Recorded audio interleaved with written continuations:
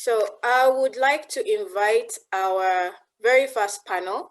I have the honor of moderating this panel because this is a topic I'm very passionate about. It's something that I have really been spending a lot of time examining. And the title of this panel is Rethinking Existing Models, Addressing Gender Barriers to Digital Skills and Training and Entrepreneurship Support. And the context behind this is that because, as Winnie mentioned, we've been doing consultations with stakeholders, particularly people who are in the digital ecosystem that are working to address digital gender divide. And what we find is there are very many different models, programs, whether it's from the skill side, coding programs, accelerators, incubators, mentorship, supporting on the business side. However, we still see that data is showing that actually the digital gender divide is still growing despite the fact that we have all these interventions. So it begs us to ask the question, are the interventions working? And what are some of the challenges that might exist? Because it seems that there might be barriers for women actually participating or benefiting from these interventions. And actually a lot of studies have shown that there's a report by IFC, International Finance Corporation, recently released that showed that even after they go through an accelerator program, women are almost 3 times less likely to raise funding than a male participant.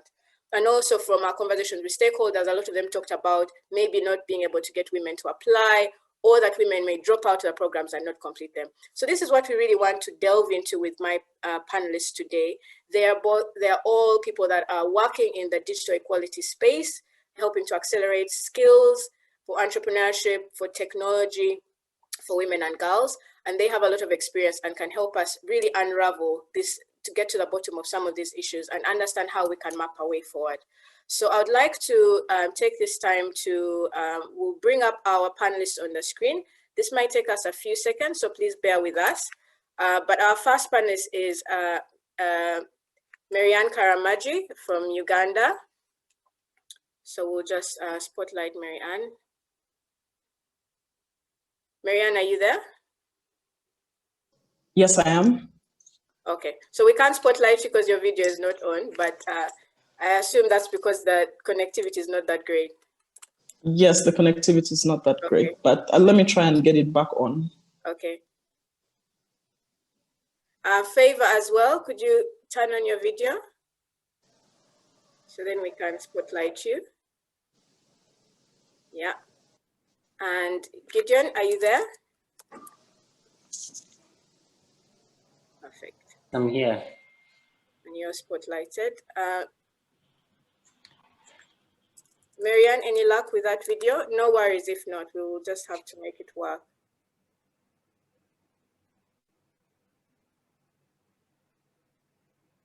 Great. So Marianne, you'll just be joining us with audio, just to confirm. Yes, I will be. Okay. As soon as I'm able to put it on, I will put it on. Okay, no problem. So these are our panelists. I would like to invite our panelists to do a quick 1-minute introduction of themselves and their organization and the work they're doing around addressing the digital gender divide. I'll start with you, Favor. Hi everyone, good morning from Ghana. My name is Favor Mabuzuchuku and I'm the operations manager at iSpace Foundation. iSpace is an innovation hub. We are focused on capacity building for entrepreneurs and supporting them with seed funding for their startups. We've been in existence since 2013 and we are located in Spintex, Ghana, Accra. Our flagship program is Unlocking Women and Technology, which is focused on supporting women who have ideas and giving them all the necessary skills they need to start up businesses and incorporating technology in their businesses. We have been on this program for 4 years and we've been able to scale it up through 6 regions in Ghana, and we've partnered with organizations in Nigeria and in Nairobi to execute this project. I'm happy to be here and to share some of the experience that we've had working with women in tech and women in business across Ghana and in significant countries in Africa. And yeah, basically just to share my ideas, and it's nice to meet you all. Fantastic, thank you, Favor. Over to you, Gideon. Right, so my name is Gideon Brefo. I double up as a co-founder and CEO of Hyperspace. Hyperspace is also an innovation hub, and we support startups from all spheres of entrepreneurship. But what we do is to make sure that they are all enabled with technology. In terms of helping people to be interested in technology right from the start, we have a program called Code for Girls that focuses on girls at the senior high school. We started operating in 2015, and we are located at Kumasi, trying to enable the Kumasi entrepreneurial ecosystem. Fantastic. Thank you, Gideon. Over to you, Marianne, last but not least.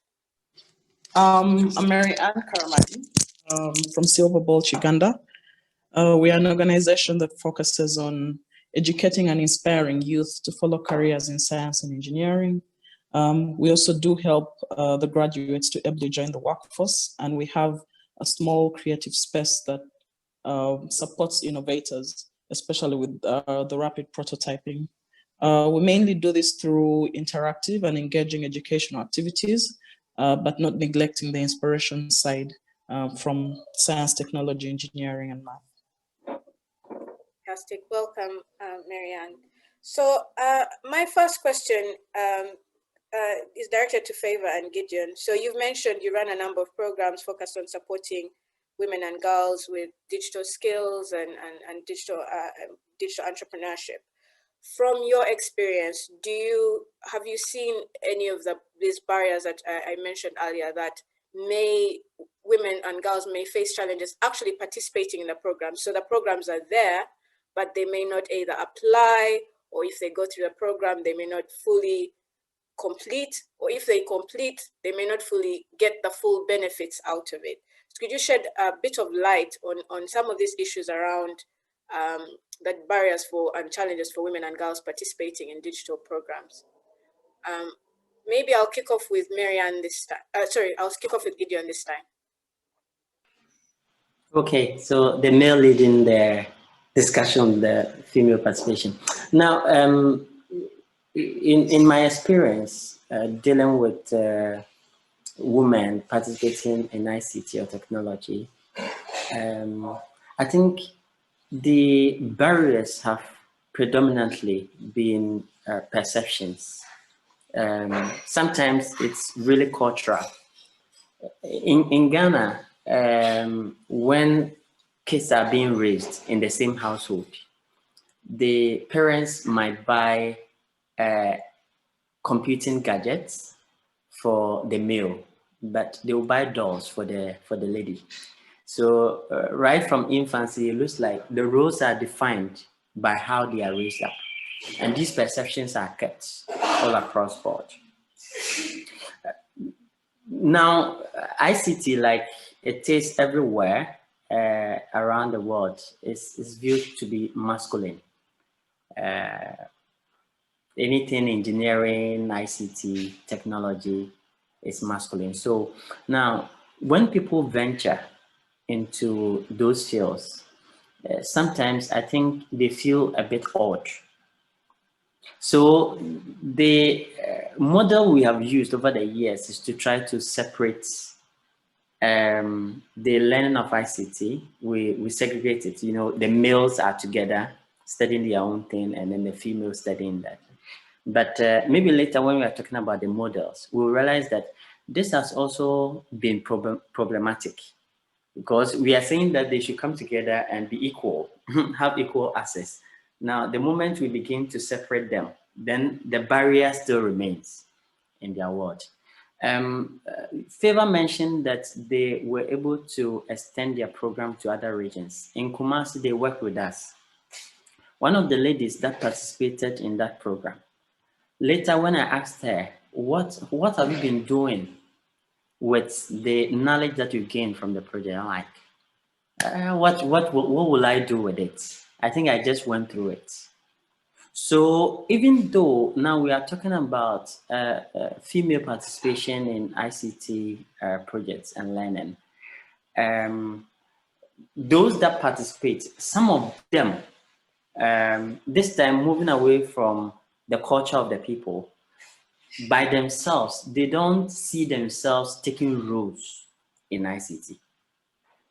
They don't see themselves as taking roles in ICT. And when we're doing the Code for Girls, I think in 2019, one head mistress asked us that, the ladies, why should you bother them with learning ICT? Because when they even proceed to the university, they are not going to take on ICT courses anyway. So a whole head of institution has defined roles for females that they are never going to go the way of ICT. And so we are bothering them, forcing them to learn ICT. So these are some of the barriers that I have identified. Yeah, thanks for that, Gideon. So very strong, like you're saying, very strong cultural aspects, cultural and mindset. Favor, what have you seen from your experience? Thank you once again. So I'll come from this perspective of fear of the unknown. So from experience working with some of these young ladies that want to enroll into our program, we have some of them think like, okay, I'm going to learn ICT. What, just like Gideon has mentioned, what am I going to use it for? So the fear of the unknown can be about how will my parents take it? I have to get permission from my parents. If they are married, they have to structure in the time of the training. They have to structure in how their childcare support is going to look like. So for instance, if a man wants to enroll into any type of training program, I mean, they just go for it. I mean, okay, yes, I'm doing this and that's it. But for women, most times we realize that there are lots of things or hurdles that we have to cross or think about before we go into signing up for programs. Example, like I said, parental consent. My parents allow me to go for this program, assuming it's 5 days a week, morning till evening. Financial barriers can be who's going to support me, even bare minimum transportation to go for these trainings. It can also be husband or partner support. We've had experiences where husbands will come into the training to wonder how come my wife is always coming to this place and what is my wife doing here for long hours. We've had parents come to iSpace and say, my daughter is always on the computer. I don't understand why, she's on the computer for long hours, trying to code. And they invest, just like Gideon had said, they invest more in buying computers for their male kids than thinking about buying computers for their female kids. So there's a lot of uncertainties that goes into the minds of young women who want to sign up for digital training programs. Just after school, most times some of them are still looking out for jobs, so they just hop into these programs and just to pass time, for lack of a better word. So these barriers of parental consent and cultural background, cultural perception, as well as the fear of the unknown is a big issue in our environment. And one thing that we are trying to do is sensitizing the women also to give their kids or their kids at different ages early access to these training programs. Like we've started off with programs for kids from 5 years all the way to 14 years to help them get access to this knowledge at these stages. So at the time when we want them to enroll in a program from 18 years all the way to 35 or upwards, they're already exposed. They know the basics of these things already. Hope you get me. So it's basically around fear of the unknown, parental support, and partner support also has a huge role to play. And just to clarify, there's something I think that's worth maybe expanding on a bit more, which is what makes ICT specifically more challenging, because I think we've kind of moved on ahead in terms of girls and women accessing education, going into higher education. So what makes it a bit, much more challenging than going to any other course. Or if you're going to go to, parents who support, their girls or young women to pursue, courses in, say, tailoring or, these other areas. And in that case, it's, you still have to spend time away from home. You still have to do all these things. But what do you think it is that makes it that extra more, sort of challenging when it comes to ICT in terms of gaining that parental support, in terms of being able to get the time to balance everything? Okay. Okay, Gideon can go. Go ahead, Gideon. Yeah, so like I said earlier, the culture mindset thing. So roles are defined from the onset while the people are growing up. So the person is not even thinking about ICT as a course to choose or some kind of a profession to pursue. Secondly, there aren't a lot more of role models to look up to.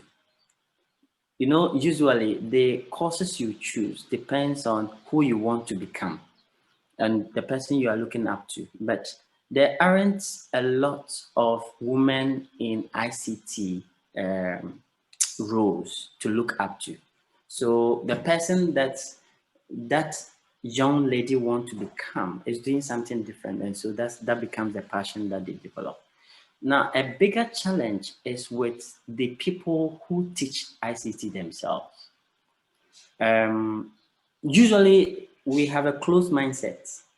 When a lady walks to an ICT class, the teacher, who is usually a male, thinks that this woman will not survive. They will drop off along the way.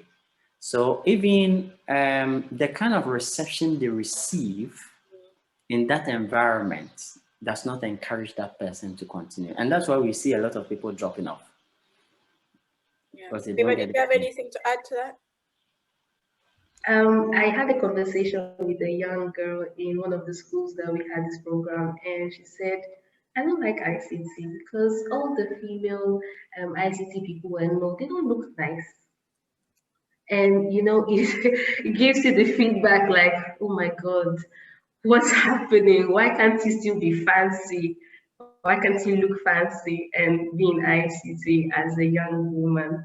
So, I mean, the young ladies that we see in ICT most times are not very fashionable. I mean, you know how it looks, apart from, let's say, the women in the banking sector or any other sector. So I think, like you said about role models, how many role models do we have? How fancy do they look? How attractive do they look? And these people that to inspire the younger generation to, think about ICT. And naturally, women are caregivers, so we want to go after courses around nursing, around several other STEM courses apart from tech and engineering. So I just think they want to look up to role models that have this physical appearance that they want to look like. Marianne, I wanted to come to you. So you come from the STEM, skills, encourage people into STEM and engineering. And I think what I love is you actually work from quite young age. So outreach to schools. So just what are your comments on these barriers from the perspective of even seeing it as it plays out right from the young age? Okay, so the barriers on our side, from what I see in our field, is it's really a combination of factors that stem really from what is the relative importance of STEM or the tail end of STEM in the life of this student. So there is one thing of saying the society doesn't accept it, but should the society accept you in to help educate the girls, you then have to answer to the parents and tell them, at the end of this all, there is this, and this is what role it plays in your community. So what role does STEM play in the community in terms of development, in terms of problem solution? But again, this community problem, we're having it fourfold. the community has a specific role that they've set for girls in society. So even when you have a girl saying they're going to focus on engineering and they're going to do electrical engineering, they think that they actually have to stay as electricians. There is no exposure to the tail end of all this. That's the main problem that we're having. So if I do this engineering or that engineering, what are the possibilities after this? The other problem that the parents are having, even after acceptance, is sustaining studies that lead to this. So what we have many BUST models where people go into communities, expose these girls to education, give them solutions, and you explain a future, very bright future for them, and then you're out. So what happens after that? Because the parents then say, okay, so then this, what happens? My girl hasn't studied to this level. So you start to give options like there are vocational institutes for this, or how can they continue to access? It's just not sustainable unless someone is funding it. Sustainable both from the financial angle of how much is it going to cost someone to remain in this career or this field of study, or do they constantly have access to the information that they need to continue along this career path? So for us, that has been a main problem. Yeah, in regards to what I think that was in regards to the main barrier, but also the problem you asked, Uni. So what is the actual? Because at the end of the day, when you keep asking why, you cannot ask why any further when someone says they just cannot sustain their child in that career field. So it then comes into play who is supporting them past, not just supporting them for a week or a month or a year, who is seeing them through to the end. Yeah. Otherwise, it is all for nothing. Yeah. And they sorry, go on. I didn't mean to interrupt. And in regards to the role models, yes, we are lacking quite a bit of role models. In Uganda, we have quite a number of them. The only problem is the exposure. The girls don't know who they are. But again, most of them get stuck in the academic field of things. So there's the technical and the academic side of STEM. Many of our role models that we see or hear about are stuck in the academic side. So is this supposed to be the end point when someone looks at, who can I look at? And they're like, oh, look at Dr. So-and-so. Dr. So-and-so is lecturing. So if that's not the path I've chosen, what is there for me? Again, for us, it all comes down to the tail end of things. After all this, what's there for me?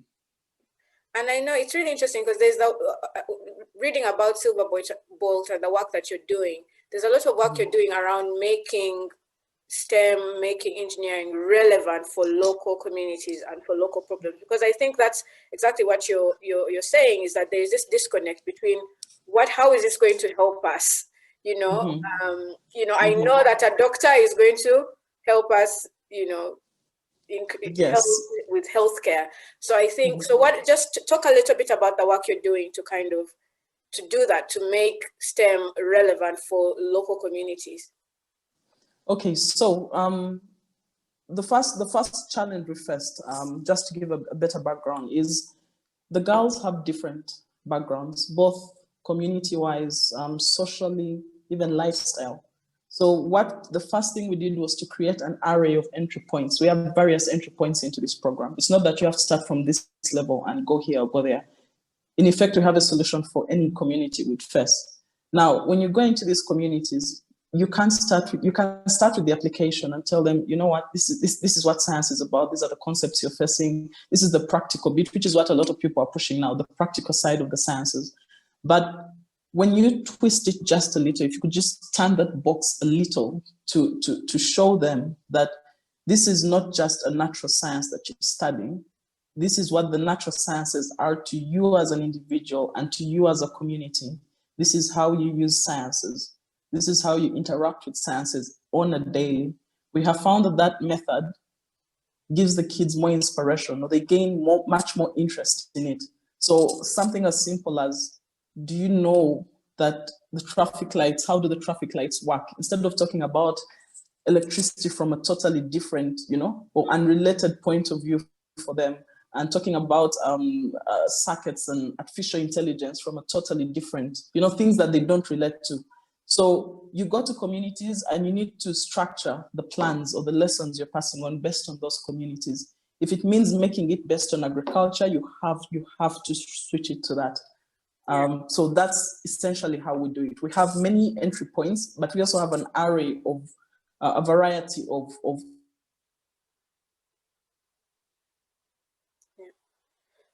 You've frozen. Explanations for different models. We expose to the different audiences that we get in touch with. Thank you for that, Marianne.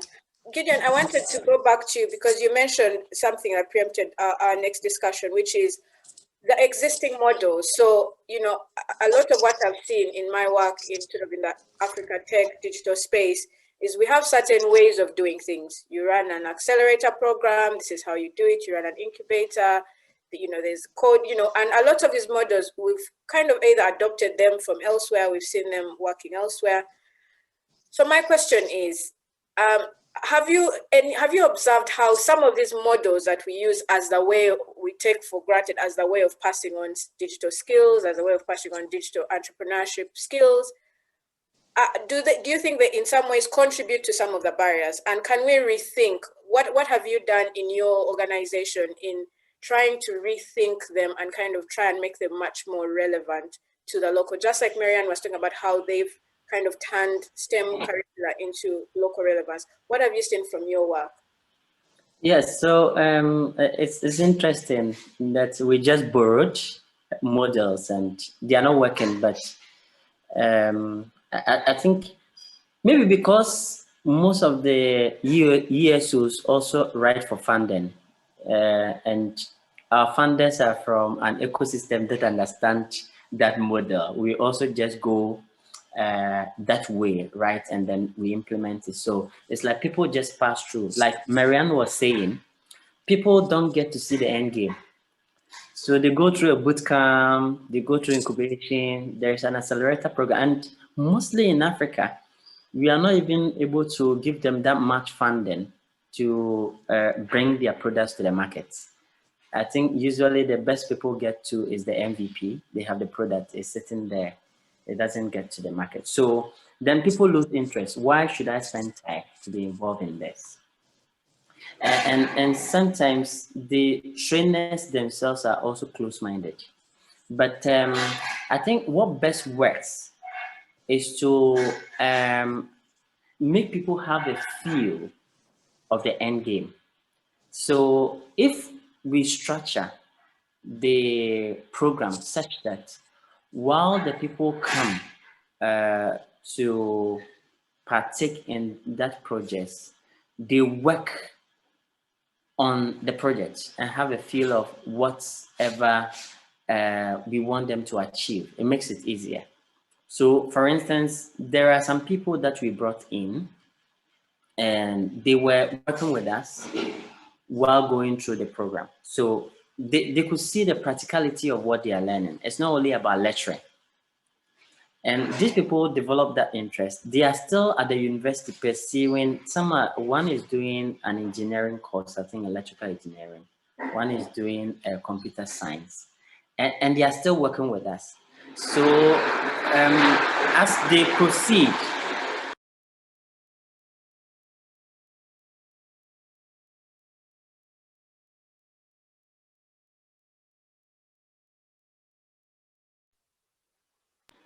sorry, there was some noise. Thanks for helping sort that out. Go ahead.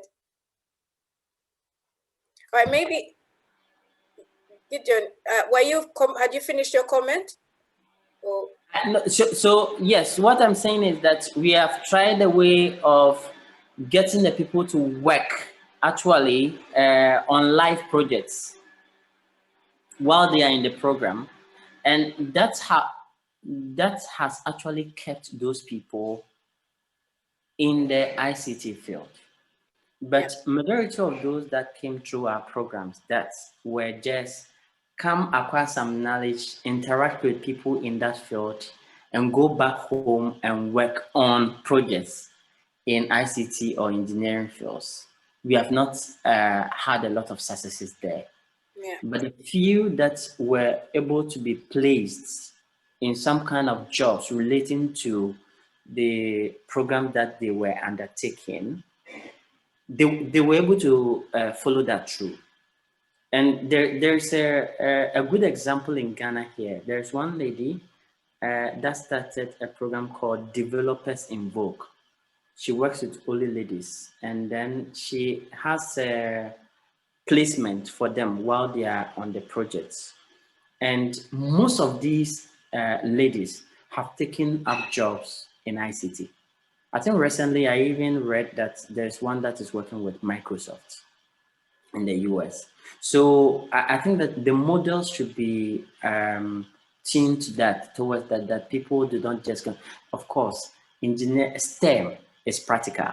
Yeah. So if we are also only lecturing about them and the rest, then people will not be able to see the end game. So we should give them something to work on, and that helps.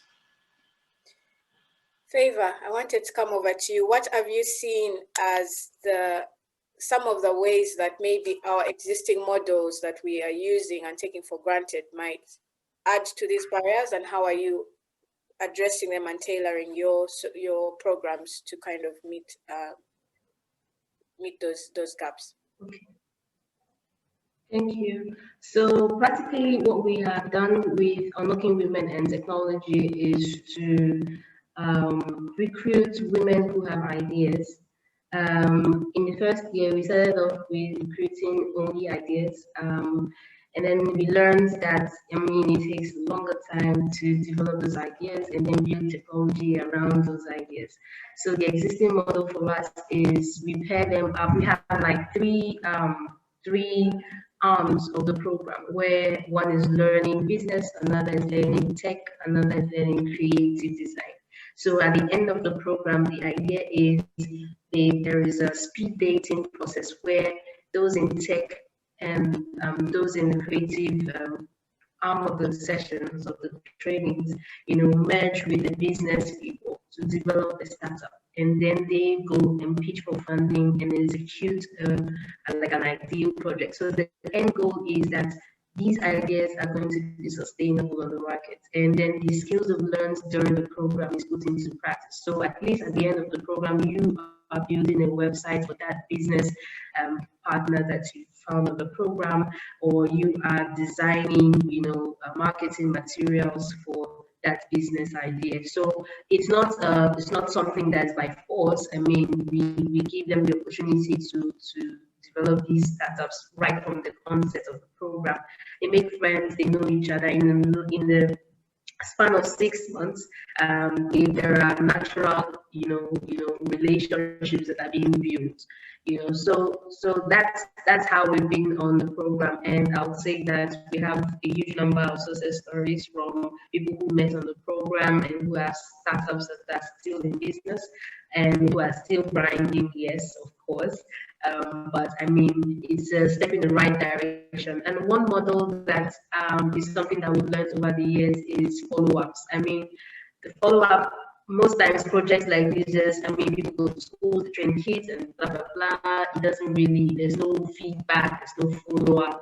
We don't even know what the kids are doing with these skills they've learned. A great idea is giving them internship opportunity.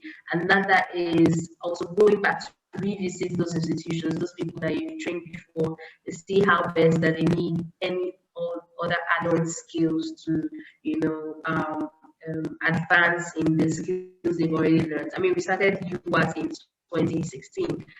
Some of the technologies have improved upon. There are new things in the digital market, and how can we make them to still be relevant in today's world? So we have a lot of retreats. Some are very internal retreats to get these ladies who trained in past years together to see how they are implementing or using some of the skills they've learned, especially those who are in business. We have lots of retreats to see that there is follow-up, there is consistency, and they're trying as much as possible to be sustainable. We also have mentorship programs. There are lots of mentorship programs going on around the world, but one thing that is unique about the Unlocking Women and Technology program is that these mentors are very they're industry experts, especially in Ghana, and they give them access to internship opportunities in their own organization. For instance, if you have a fashion startup that is, we get a fashion mentor who already has like a fashion house whatsoever, and then they work with these people for quite a number of time. It can be for 1 month, it can be for 3 weeks, most likely is 1 month, and they get like on the ground experience on how they work as fashion startups or fashion companies in Ghana.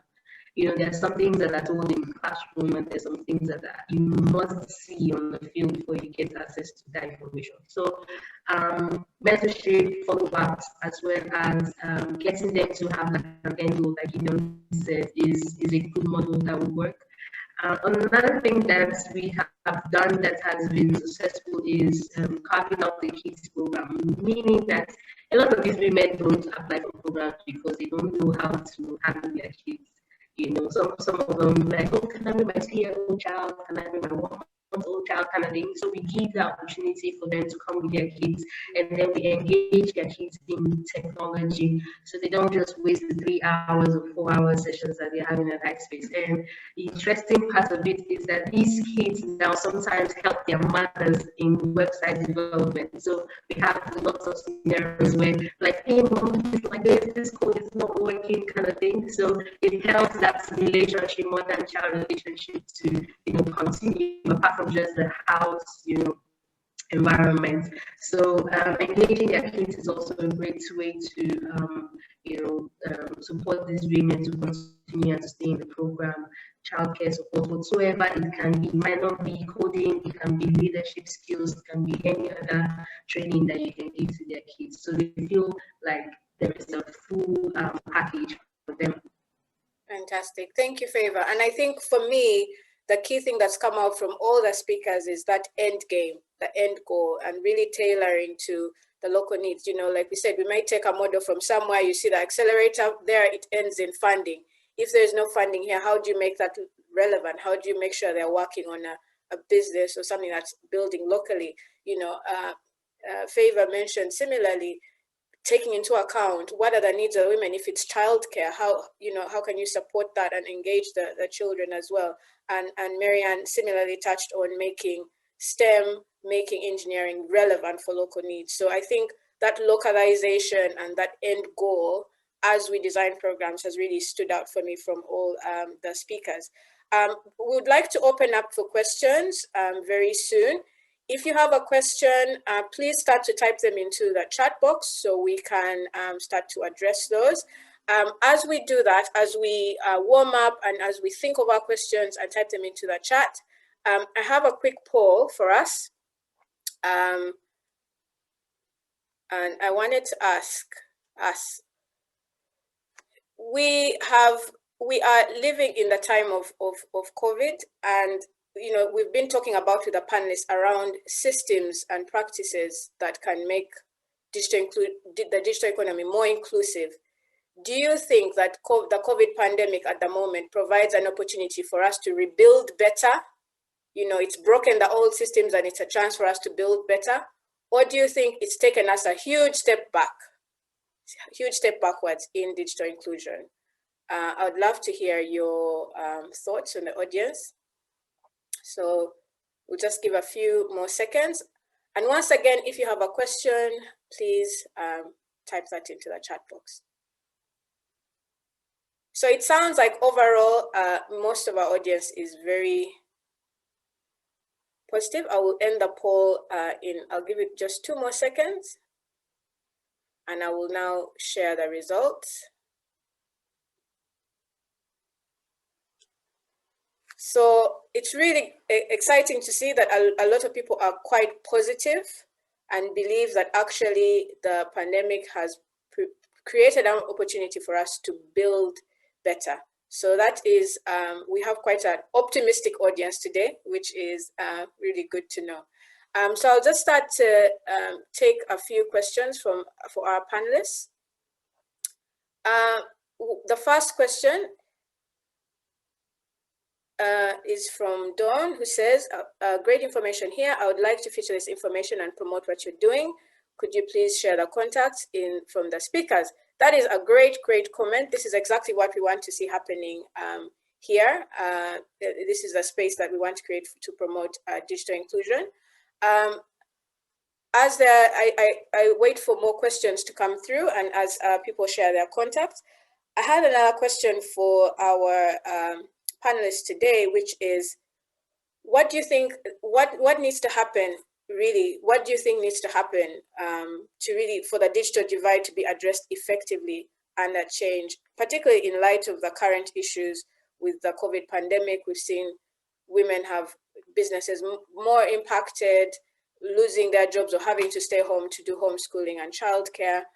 How do we start to rebuild? The audience said they feel it's positive for us to rebuild and build the systems better.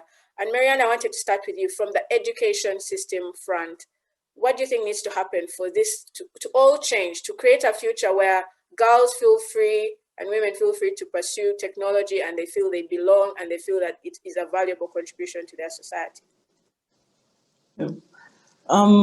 Thank you, Eunice. For this to happen, we clearly have to, it needs to be combined effort on our side. We feel that all stakeholders should have a key in this solution. Of course, it must be driven by the largest and most able stakeholder, which is the government. But we, as private sector, also have a role to play. And with, I don't know about the other governments, but with ours, when you nudge a little, you get response and they point you in the right direction. So what we're looking is combined effort from both the academia, from the government, and from the industry. They need to guide every implementing organization on how best to approach this with everyone's resources laid on the table. But when it comes to the strategy, we need to keep it to a needs-based strategy. Of course, it's mainly industry-driven, because industry needs people at every single level. When you look at the technical skills curve, they are needed at every single level. So if we have proper planning and we know people who want to get to this level can then go here, and those who want to get to this level can go here, industry knows exactly where to find people. And also when it comes to innovations, you're innovating based on the needs of society or the community. That will then bring a lot of relevance to a lot of the programs that are brought in, but also a lot of relevance to our education system, especially if the government knows that it's not in it alone.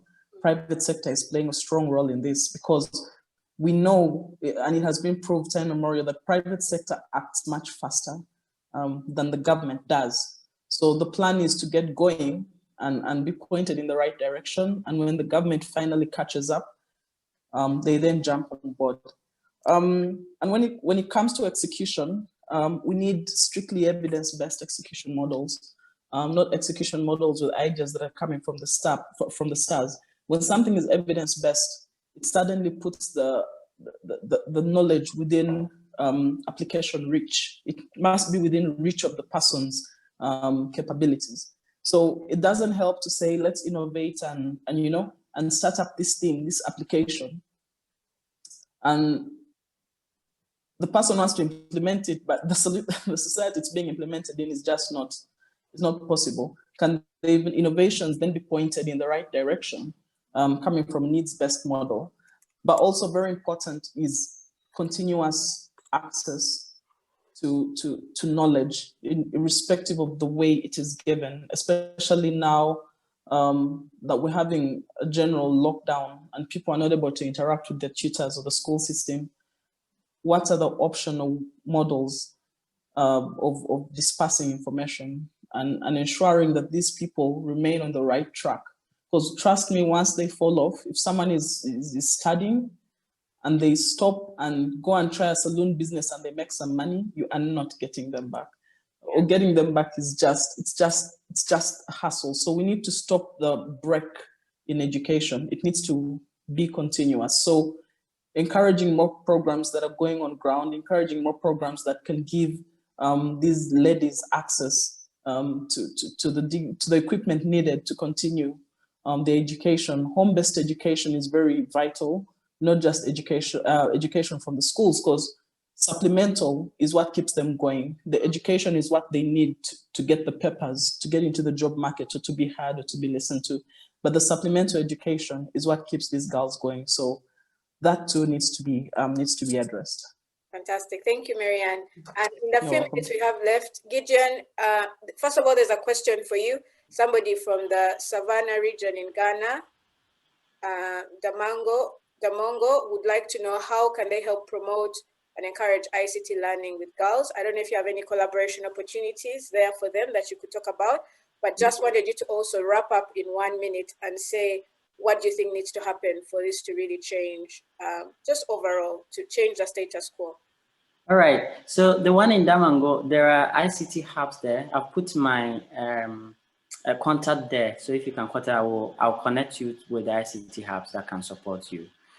And then, like Marianne said, now the system is right. People are forced to learn because most people are home, and you need to use ICT either to work or to assess teachers for learning and so forth. So this is a time where people can actually be trained and supported to adopt ICT, the use of STEM. And so, for instance, at our end, we organize some trainings for people of that nature, people working from home. How do they take advantage of ICT? Because now they don't have the ICT managers there to support them.